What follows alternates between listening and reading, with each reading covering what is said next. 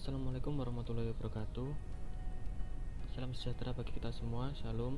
Om Swastiastu, Namo Buddhaya, salam kebajikan. Sebelumnya perkenalkan, saya Ananda Fahri dan juga rekan saya Venia Vanessa Valatikai dari kelompok 3 akan sedikit menjelaskan tentang teknik dan juga faktor apa saja yang mempengaruhi sikap perilaku konsumen dalam sebuah pembelian produk. Nah, yang pertama adalah kepercayaan konsumen terhadap suatu produk, bahwa produk tersebut memiliki atribut adalah akibat dari pengetahuan konsumen. Nah, menurut Mowen dan Miner, kepercayaan konsumen adalah pengetahuan konsumen mengenai suatu objek, atributnya atau manfaatnya. Nah, dari pengetahuan ini akan digunakan untuk mengkomunikasikan suatu produk dan atributnya kepada konsumen. Yang pertama adalah rujukan hingga komunikasi. Konsumen adalah kelompok individual, perorangan maupun rumah tangga yang membeli dan juga mengkomunikasikan barang atau jasa untuk kepentingan pribadi maupun keluarganya ataupun untuk maksud yang lain. Nah, model ini mendasarkan pada arus proses perilaku konsumen itu sendiri. Hal ini sering dikenal sebagai model rangsangan atau tanggapan atau stimulus respon model. Stimulan yang merupakan masukan proses perilaku dibedakan atas rangsangan pemasaran dari pemasar dan juga rangsangan dari lingkungan konsumen itu sendiri. Sedangkan proses pengambilan keputusan dipengaruhi oleh faktor personal maupun sosial konsumen. Yang berikutnya adalah respons perilaku konsumen dapat dijadikan faktor yang dapat membentuk keputusan pembelian, yaitu pembelian selanjutnya atau tidak melakukan pembelian sama sekali. Yang kedua adalah teknik modifikasi perilaku. Yang pertama adalah dorongan prompting, yaitu permintaan atau untuk melakukan suatu tindakan kepada seseorang. Biasanya di sini terjadi di restoran fast food ataupun minimarket. Seperti ketika teman-teman pergi ke minimarket, biasanya kan kalau di kasir itu akan ditawari rotinya sekalian kak atau pulsanya sekalian. Nah, seperti itu salah satu contoh dari dorongan prompting. Yang kedua adalah teknik banyak permintaan, yaitu mengajukan beberapa permintaan kepada konsumen dengan mengawalinya dari permintaan yang kecil lalu ke permintaan yang besar, atau biasanya menunjukkan dari barang yang lebih mahal terlebih dahulu sampai ke yang lebih murah, seperti itu. Yang ketiga adalah prinsip resiprositas atau reciprocity, yaitu teknik meningkatkan kepatuhan konsumen atas permintaan pemasar dengan lebih dahulu menawarkan orang yang bersangkutan sejumlah hadiah atau sampel produk. Contohnya yaitu memberikan sampel produk gratis, seperti mencicipi produk, terus test drive kayak gitu-gitu. Terus yang selanjutnya adalah peran komitmen. Komitmen yang dipegang secara konsisten akan meningkatkan jumlah pembelian. Komitmen yang tertulis akan dapat meningkatkan konsisten dalam bertransaksi. Perusahaan penjual door-to-door telah menemukan keajaiban komitmen tertulis. Mereka dapat mengurangi tingkat pembatalan hanya dengan meminta pelanggan mengisi formulir perjanjian penjualan atau bukti tanda jadi pembelian, seperti itu. Dan selanjutnya adalah pelabelan atau labeling. Melibatkan pelekatan semacam gambaran pada seseorang seperti Anda baik hati. Label digunakan menyebabkan orang memandang diri mereka dengan cara yang diisyaratkan oleh labelnya. Pelabelan dapat digunakan oleh pemasar untuk menarik hati calon konsumen sehingga pembelian terjadi. Pemasar pakaian dapat mengatakan Anda orang tua yang penuh perhatian di saat menawarkan pakaian untuk anak orang tersebut. Misal kalau di pasar-pasar kelontong gitu, dia kan biasanya kan penjualnya itu teriak sayang anak. Nah, seperti itu adalah contoh dari labeling. Nah, yang terakhir ada yaitu insentif. Insentif merupakan ajaran luas alat-alat promosi seperti korting harga, undian, rabat kontes, dan kupon atau diskon harga, seperti itu. Insentif biasanya mewakili komponen penting dari keseluruhan strategi promosi produk tersebut. Contoh dari produk yang dapat menggunakan insentif yaitu biasanya itu mainan anak-anak ataupun cairan pewangi ataupun produk-produk rumah tangga yang lain seperti itu. Yang selanjutnya akan dijelaskan oleh rekan saya. Terima kasih.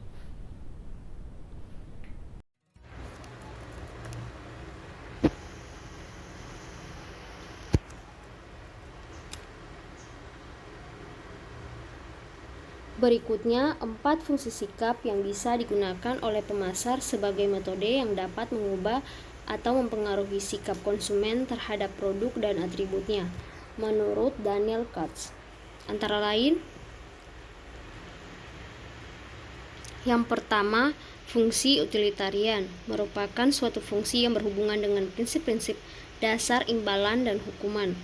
Di sini konsumen mengembangkan beberapa sikap terhadap produk atas dasar apakah suatu produk memberikan kepuasan atau kekecewaan.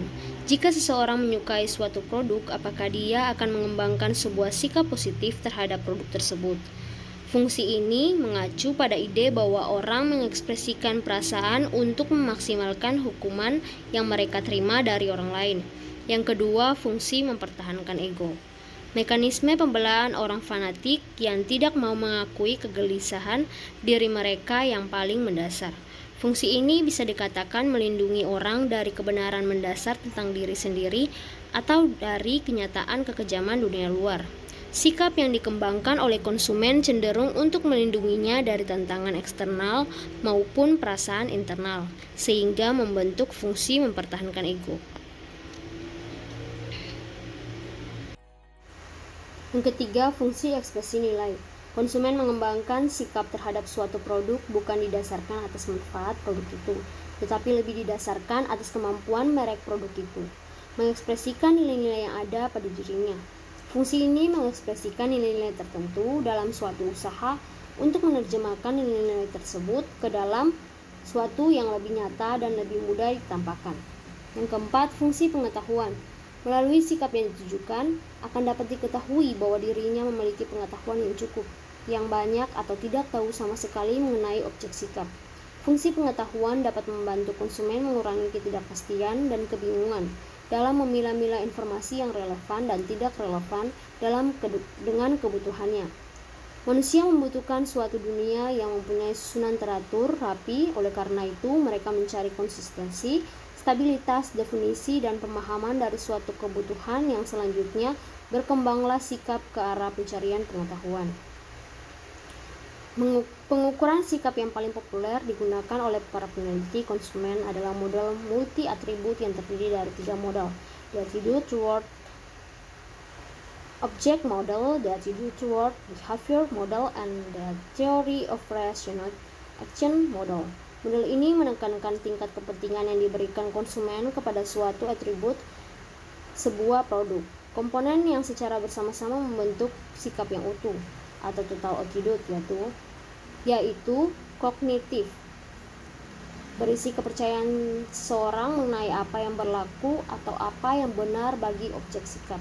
Sekali kepercayaan itu telah terbentuk, maka ia akan menjadi dasar seseorang mengenai apa yang dapat diharapkan dari objek tertentu. Yang kedua, afektif menyangkut masalah emosional subjektif seseorang terhadap suatu objek sikap. Secara umum, komponen ini disamakan dengan perasaan yang dimiliki objek tertentu. Yang terakhir, konatif. Komponen konatif atau komponen perilaku dalam struktur sikap menunjukkan bagaimana perilaku atau kecenderungan berperilaku dengan yang ada di dalam diri seseorang berkaitan dengan objek sikap yang dihadapi. Faktor yang mempengaruhi perilaku pembelian konsumen. Yang pertama, faktor budaya. Budaya adalah penentu yang mendasari dari keinginan dan perilaku seseorang di lingkungan masyarakat lain. Misalkan kelompok masyarakat terpencil di daerah Afrika Tengah, itu memiliki pemahaman bahwa komputer tidak mempunyai arti. Yang kedua, faktor sosial. Perilaku konsumen juga dipengaruhi oleh faktor-faktor sosial seperti kelompok referensi, yaitu merupakan suatu kelompok yang secara langsung atau tidak langsung mempengaruhi sikap dan perilaku seseorang. Kelompok referensi ini berpengaruh terhadap cara konsumen dalam memilih produk. Yang berikutnya, keluarga. Anggota keluarga juga dapat memberikan pengaruh yang kuat terhadap perilaku pembeli. Ada dua macam keluarga dalam kehidupan pembeli, yaitu yang pertama keluarga sebagai kehidupan orientasi yang terdiri dari orang tua, dan keluarga sebagai sumber keturunan, yaitu pasangan suami istri dan anak-anaknya. Yang ketiga, faktor pribadi. Keputusan konsumen untuk membeli suatu produk dipengaruhi oleh beberapa faktor. Juga dipengaruhi oleh ciri-ciri dan sifat-sifat pribadi seperti pekerjaan, kondisi ekonomi, gaya hidup, kepribadian, dan konsep diri. Faktor psikologis. Ketika seseorang membeli suatu produk, di dalam melakukan pemilihan dipengaruhi oleh faktor-faktor psikologis yang meliputi motivasi, persepsi, pembelajaran, kepercayaan, serta sikap. Yang pertama, motivasi. Seseorang membeli suatu produk karena untuk memenuhi kebutuhan. Motivasi ialah alasan untuk berperilaku. Motivasi merupakan kerangka yang mencerminkan pengaruh dari dalam diri yang mendorong perilaku dan memberi arah tertentu kepada respon yang timbul. Yang kedua, persepsi. Dua orang karyawan yang mendapat perintah yang sama dari atasan mereka, pelaksanaannya dapat berbeda. Hal ini disebabkan oleh persepsi mereka yang berbeda.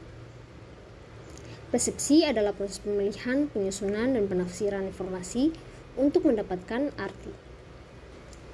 Yang ketiga, pembelajaran menunjukkan perubahan dalam perilaku seseorang individu yang bersumber pada pengalaman. Yang ketiga, keyakinan merupakan suatu gagasan deskriptif yang dianut oleh seseorang terhadap sesuatu. Yang terakhir, sikap menggambarkan penilaian kognitif yang baik maupun tidak baik, perasaan emosional, dan kecenderungan berbuat yang bertahan selama waktu tertentu terhadap beberapa objek atau gagasan. Sekian dan terima kasih dari kelompok kami.